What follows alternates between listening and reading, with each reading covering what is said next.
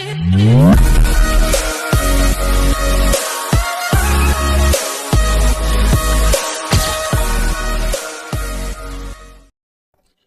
Guys, कैसे हो आप सब लोग। हाजिर हूं मैं अगेन अपनी बिखरी हुई प्यारी प्यारी जुल्फों के साथ एक ब्रांड न्यू एपिसोड में।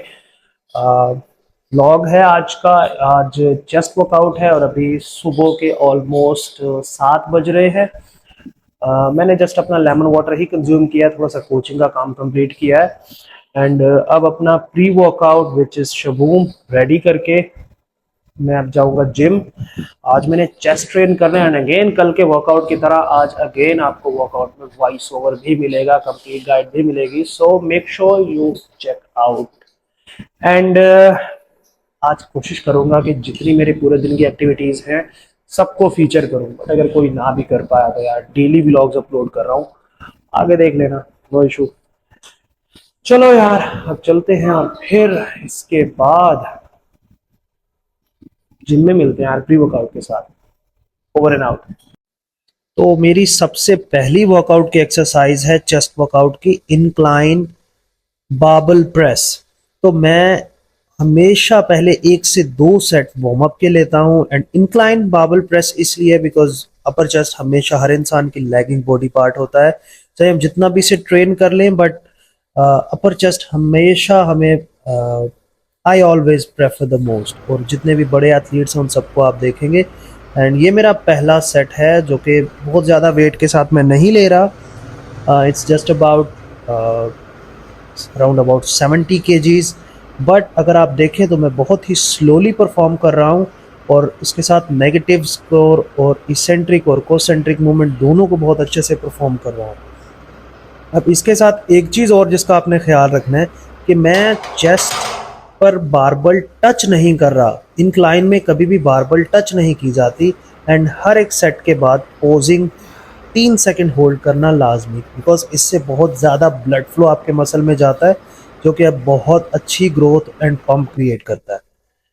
अब मेरा सेकंड वर्किंग सेट जो कि सेम एक्सरसाइज बट अगेन मैं 8 से 10 रेप लूँगा, लेकिन नेगेटिव्स को अच्छे से परफॉर्म करूँगा ताकि मैं अच्छे से वेट को फील कर सकूं। एक पल्लेदार की तरह वेट नहीं उठाऊं, लेकिन एक एक रेप मेरे मसल को डीप तक फील होना चाहिए। अगर ऐसा मैं नहीं करूंगा तो मेरे जिम जाने का कोई फायदा नहीं। और मसल्स को बिल्ड करने का यही सबसे बेस्ट तरीका है। इसके अलावा आप जो मर्जी कर लो, आप जितना मर्जी वेट उठा लो। याद रखना एक पल्लेदार और गधा भी सारा दिन वजन उठाता है, बट वो दोनों एथलीट नहीं होते। तो आपको एथलीट बनना है, ना ही पल्लेदार और ना ही गधा। So now the next exercise is dumbbell incline power press. Now power press में थोड़ा सा ही फर्क है नॉर्मल डंबल प्रेस से, बट ये एज अ फिनिशर के लिए अपने अपर चेस्ट को जितना बचा है तमाम को एग्जॉस्ट करने के लिए मैं 2 सेट कम से कम जरूर लूंगा ताकि अच्छे से अपने अपर चेस्ट को आइसोलेट करके उसे एग्जॉस्ट कर सकूं। जो बची कुची एनर्जी बाबल प्रेस से रह भी गई है तो वो यहाँ पे मैं एग्जॉस्ट कर दूं। And again after every set I prefer posing during the set, because ये आपके मसल्स में बहुत ज्यादा ब्लड फ्लो क्रिएट करती है एंड इसके साथ साथ आपके मसल एंड माइंड कनेक्शन भी बहुत अच्छा होता है। तो एक और सेट, एक और चीज, आप डंबल प्रेसेस में आप अपने हैंड्स बिल्कुल सीधे रखते हैं, बट यहाँ पे चूंकि ये पावर प्रेस है तो थोड़ा सा फ्लाई मूवमेंट की तरह आपको डंबल को रोटेट करना है, एक हैमर की तरह, पावर प्रेस की तरह। एंड आपने अगेन चेस्ट पे टच नहीं करना है, एक फिस्ट जितना फासला जरूर होना चाहिए आपके चेस्ट को टच करने में। And again posing is always the best thing if you want to build your muscle।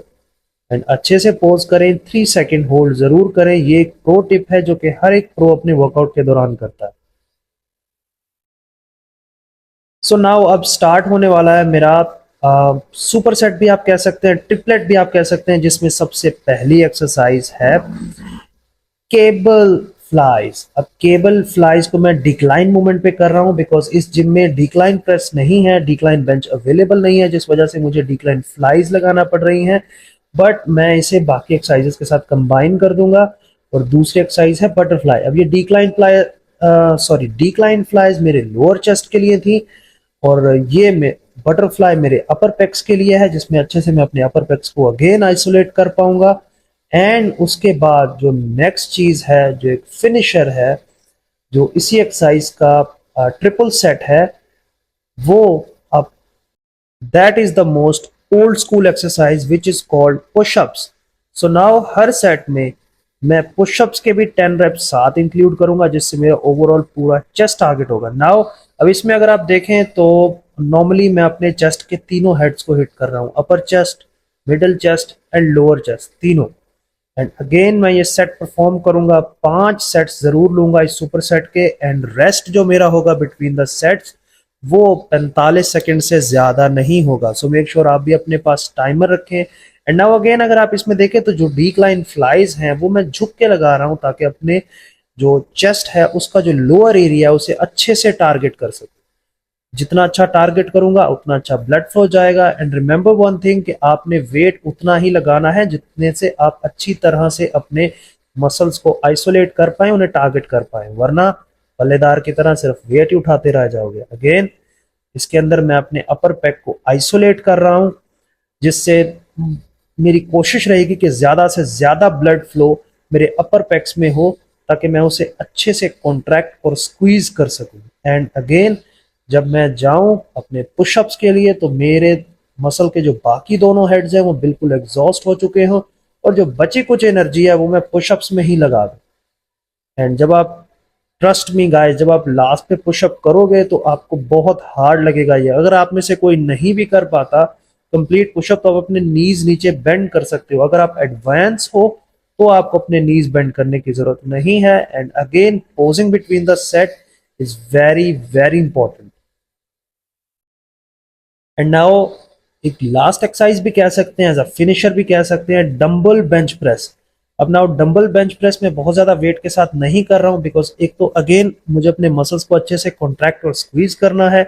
And इसके अलावा दूसरी बात यह है कि मुझे अपने मसल्स को उतना ही एग्जॉस्ट करना है जितनी इसमें ताकत बची है, क्योंकि मैं अगेन अपने चेस्ट के तीनों हेड्स अच्छे से टारगेट कर चुका हूं, ट्रिपल सेट्स ऐड कर चुका हूं, तो मेरे बॉडी की पूरी एनर्जी एग्जॉस्ट हो चुकी है। अब मैं उतना ही रेप, बहुत ही लाइट रेप है, सॉरी लाइट वेट है, 25 kg के डंबल्स हैं, जो कि जिनके मैं ऑलमोस्ट 8 से 10 रेप ले रहा हूँ, क्योंकि इससे ज़्यादा मैं लगा भी नहीं सकता। मेरा चेस्ट बिल्कुल एग्जॉस्ट हो चुका है और मैं ही जानता हूँ ये भी मैं किस तरह काम काम के परफॉर्म कर रहा हूँ। हे गाइस, इस वक्त मेरे पास पोस्ट वर्कआउट मील जिम से वापस आ चुका हूँ। ये है मेरे पास थोड़े से राइस, कार्बोहाइड्रेट सॉस, इसके अंदर थोड़ी सी दाल भी है तड़के वाली, घर की बनी, और उसके साथ है चिकन, मेरा मेन प्रोटीन सोर्स। ये मेरा सबसे बड़ा मील होता है जो मैं जिम के बाद कंज्यूम करता हूँ। एंड अब मैं इसको कंज्यूम करता हूँ, और आप मुझे देखो ना, ताकि आप मेरी नज़र ना लगा सको। बहुत बुरी नज़र होती है यार आजकल किसी किसी की। अब मुझे क्या पता आपकी अच्छी है या बुरी है, मैं रिस्क तो नहीं ले सकता ना। तो चलो मिलते हैं आपसे नेक्स्ट मील में।